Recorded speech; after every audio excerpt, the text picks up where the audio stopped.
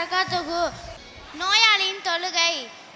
தொழுகை தீனின் தூணாகும். எப்படிப்பட்ட நிலையில் தொழுகையை கடைபிடிப்பது மிக அவசியமாகும். நோய் வாய்ப்பட்ட நிலையில் தொழுகையை மன்னிக்கப்படாது. ஆனால் சில சலுகைகள் உள்ளன. ஒரு நோயாளி உட்கார்ந்தும் தொழுகலாம், படுத்தும் தொழுகலாம். எந்த நிலைகளில் உட்கார்ந்து தொழுகுவது கூடும்? 1. வியாதியின் காரணமாக நிற்க முடியாதவர்கள். 2. நின்று தொழுதால் அதிக சிரமம் ஏற்படும். 3.